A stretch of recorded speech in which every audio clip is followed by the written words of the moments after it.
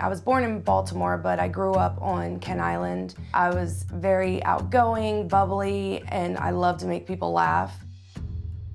Jenny was wonderful, funny. She was a comedian, actually. My mom was probably my best friend. She's always been my biggest supporter, my #1 fan. I think Jenny, pre-addiction, was very loving and kind and really cared about people, cared about family, and herself. I got pregnant with Kira when I was 19. I had her when I was 20.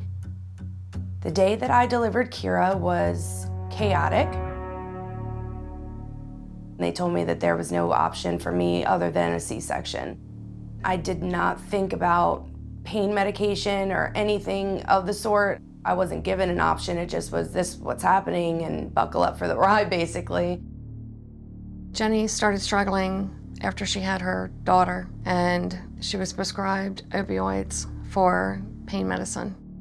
I had no concerns being prescribed pain pills because I trusted the doctors, and I didn't realize how, serious this situation was.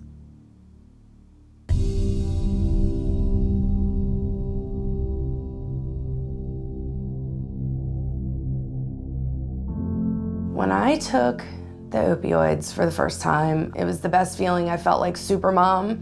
I felt like I could take on the world, and I honestly felt like I was a better mother on them than not on them. I was prescribed oxycodone and was taking them for my surgery and continued taking them for a few years. I was so wrapped up in this life of make money, buy the pills. That was my life. It did take its toll on who I was, my personality, and that feeling of being super mom was long gone.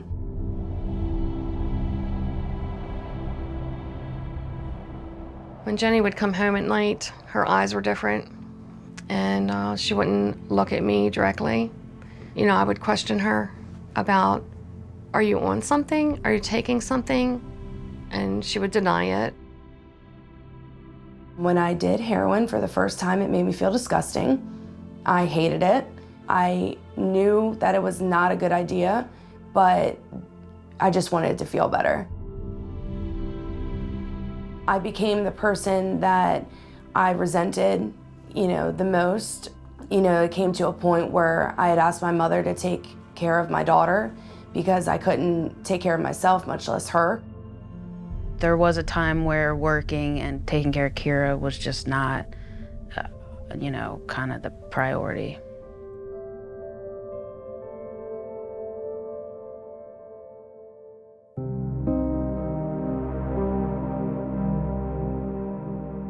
The second time I went to rehab, I stayed a little bit longer, but I still wasn't fully ready.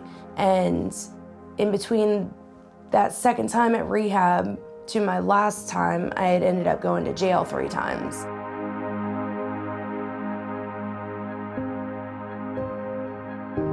So when she was in jail, I went to the house, and I found all the things that they were doing. And to see that the electric was off and there was no running water, it was sickening, actually.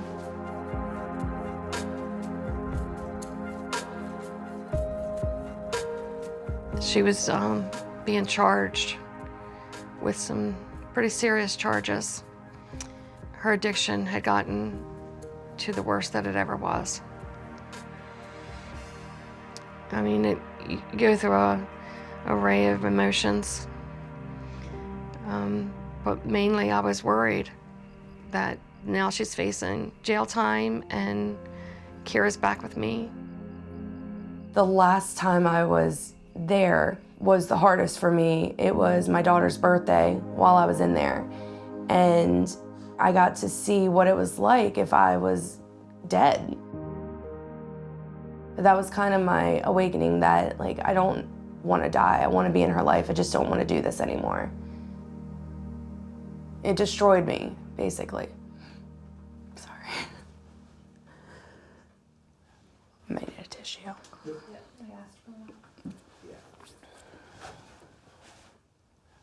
you. Take your time. Sorry, I was trying really hard not to cry. Take your time.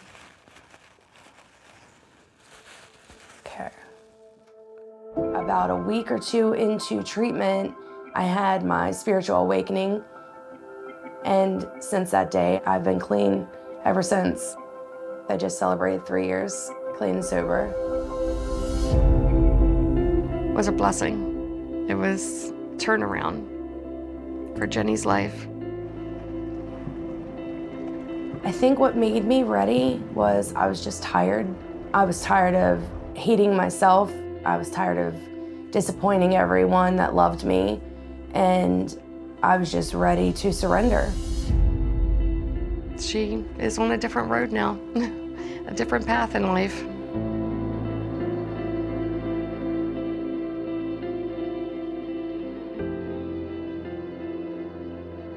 Being up here working for Recovery in Motion has given me so much purpose in my life, and it's just a blessing every single day that I get to wake up and work. She helps a lot of people every day. And if it wasn't for Jen, I don't think I would be here right now. I feel like every day I'm so blessed to be able to do what I do.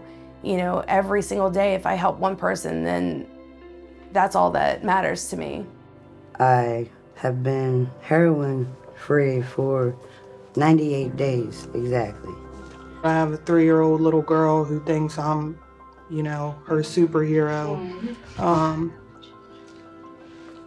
And it kills me not being there for her. What brought me here was sitting in jail for 9 months and just thinking about what my life had become. And I didn't want to live like that anymore because people were dying and I didn't want to die. I'm here because I have no other option. I literally have lost everything that I have worked hard for, everything that I've loved, my children. And I have nothing else to do but either give up and die to this disease or keep on fighting. So that's why I'm here. I think it's hard because you see the outside of the person, and on the inside, that person's real self is screaming for help, and you can't see that, you know?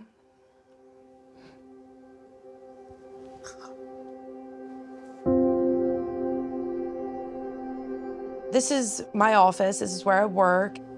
The most, I think, emotional part of my office is my wall above me is all the friends that we've lost throughout the few years to opioid addiction. It happens so often, it's almost a numbing feeling, you know? It's so many that our brains don't know how to process it anymore. I know there was one time, I think I had 3 funerals in 1 week, and it hasn't stopped, you know, either, so it's just heart-wrenching. We're just, I think we're very fortunate, and I think that we know that, and we're grateful for where we used to be and where we are now. We have it really good, and we tell each other that all the time. Like, we constantly remind each other and, you know, bring up where we used to be to where we are now, and it's amazing.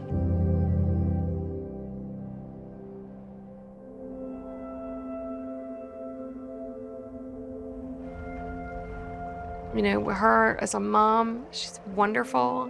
I'm so proud of her and what she's done with Kira. Kira and my relationship has been up and down.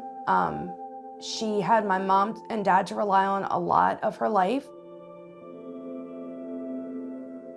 I feel like today I can say that we have an amazing mother-daughter bond. I don't know what I would do without her. She is a little mini me, only better. She's so funny, she's so loving. She's just a blessing to me and what has kept me alive this whole time.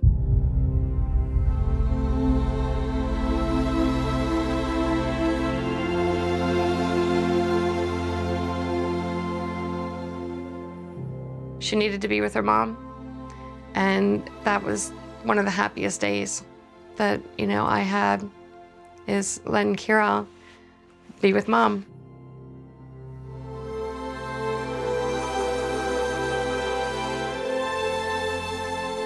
Now they're a mom and daughter, and watching that relationship grow has been fantastic. My mom is my best friend. And if kids could pick their moms like flowers, I would pick her.